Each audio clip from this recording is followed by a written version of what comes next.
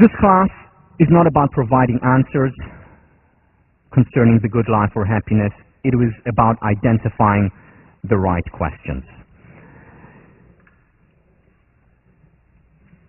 Ask and you shall receive, say the scripture. This class is what I think education is all about, which is the quest for information and transformation must begin with a question. Quest, question. It's no coincidence that there is an etymological link between the two. In this class you will be asked many questions. Questions that, as you will see, create reality. We'll talk about that already next time. The importance of the question you ask of yourselves, first and foremost, of your partner, of your students, of your parents, of your employees in the future, teammates, and so on. Questions make a difference.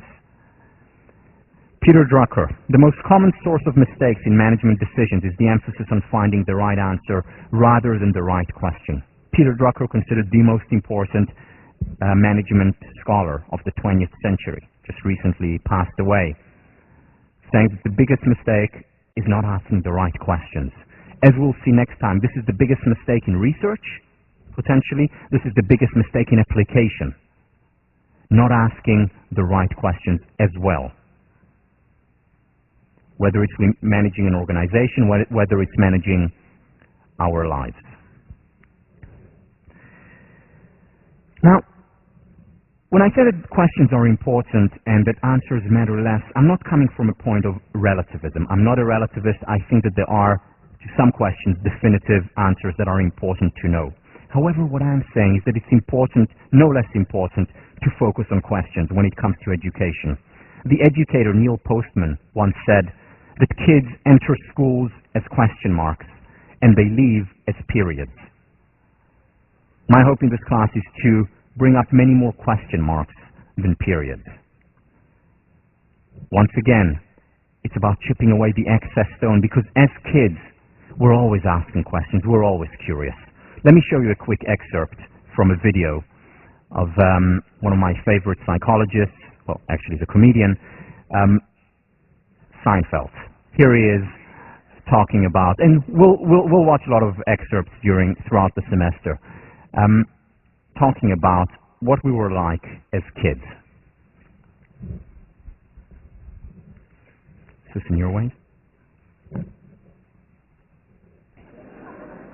So the first couple of years I made my own costumes, which of course sucked. The ghost, the hobo, no good. Then finally, third year, begging the parents, got the Superman Halloween costume, not surprisingly. Cardboard box, cellophane top, mask included. Remember the rubber band on the back of that mask? That was a quality item there, wasn't it?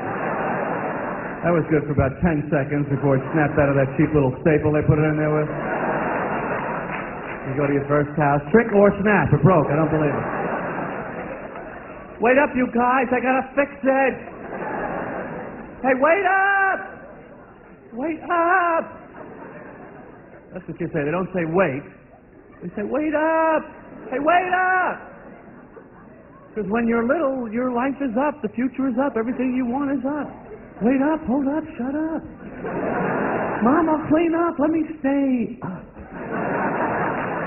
Parents, of course, are just the opposite. Everything is down, just calm down. Slow down. Come down here, sit down, put that down.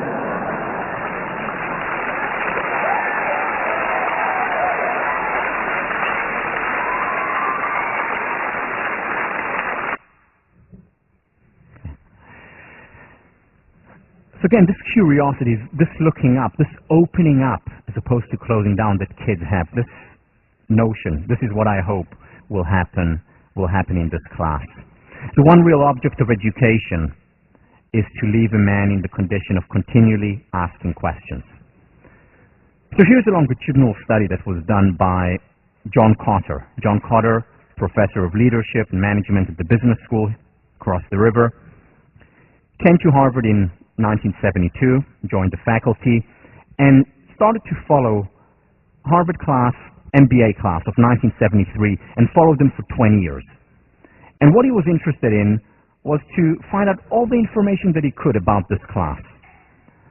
What he found 20 years later, early 90s, when the study ended, was that these students were ex-students were extremely successful, very wealthy, having a lot of impact, whether it's on their organization, the community, did extremely well. But within the large group of highly successful Harvard MBAs, he found a small group that was extraordinarily successful, more successful than the rest of the group, whether it's in terms of income, whether it's in terms of impact, whether it's in terms of overall quality of life. Extraordinarily successful. And what he wanted to identify was why. What distinguishes this small group from the rest of the pack? Very successful, but not quite as successful as that small group. And he found only two things. It was not their IQs that made no difference whatsoever to their long-term success. It was not where they came from, pre-MBA, what they did, had nothing to do with it. Two things alone mattered in terms of determining who will be the extraordinarily successful and the rest. The first thing was that the extraordinarily successful group really believed in themselves. They thought they could do well. They were driven. They were motivated. And we'll talk about that in future lecture as beliefs are self-fulfilling prophecies. They thought, I'm going to make it. I'm going to succeed. That's the first thing, the sense of confidence. The second thing that he found was that this group, they were always asking questions.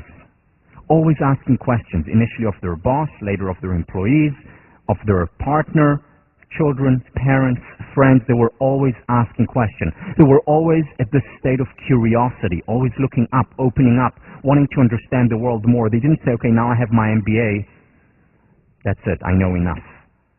They were lifelong learners. They were always asking questions.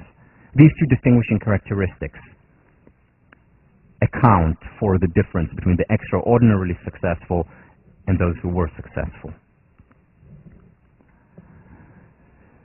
The question that has guided me, whether it's in writing the book, whether it's in creating this class, whether it's first and foremost my personal life, is what I call the question of question, which is, how can we help ourselves and others, individuals, communities, and society become happier? Note that it is not about helping ourselves and others become happy. It is about becoming happier. Why? Because many people ask me, so, Tal, are you happy? And I can't really answer that question. I don't know what it means. Why? Because, how do I determine whether or not I'm happy? Is it compared to someone else? Is there a certain point beyond which I become happy? Happiness is not a binary either or, 0-1. Either I'm unhappy or I'm happy. Happiness resides on a continuum. So my answer to this question, am I happy, is today I'm happier than I was 15 years ago when I started focusing on this pursuit. 15 years from now, I certainly hope to be happier than I am today. Happiness is a lifelong pursuit. And hopefully this class is part of that pursuit, but just part. You will not be happy at the end of the class. Hopefully you will be happier. Because many people sit here, during the lectures on self-esteem, for example, or when we talk explicitly about happiness, and they say, wait, do I have high self-esteem, thinking about themselves? Do I have high self-esteem or low self-esteem? Irrelevant. Impossible to answer also. The question is, how can I improve my self-esteem, my healthy self-esteem, not narcissism, of course? How can I become happier? That's the important question. And this is the question of questions. This class is not a survey of positive psychology. If you want a survey of positive psychology, I can recommend some excellent textbooks, whether it's by Lopez or by Peterson, great textbooks. There's also the Handbook of Positive Psychology, which is a huge book with most of what you want to know about the field. You can also use it in self-defense, very useful in that respect. But a wonderful book, very well written, very accessible in the spirit of positive psychology. But this is not that. This is not a survey of positive psychology. What it is, it's a selective exploration of the question of questions. In that way, it is eclectic. My background is in psychology and philosophy. I studied organizational behavior. I worked as a consultant in business for a few years, still do some work there. I worked in the field of education, do a lot of work in the field of education, and I take from all these areas. I also draw on, not just on positive psychology, I draw on clinical psychology in this class, I draw on cognitive psychology, social psychology, and so on. It's an eclectic class because my guiding question was, what would contribute to happiness? And if something within psychopathology I thought could contribute to our well-being, I took that and used that. If something from the field of consulting and organizational behavior contributes, that became part of the class. As much as I could fit in, of course, in one semester. So the class is eclectic.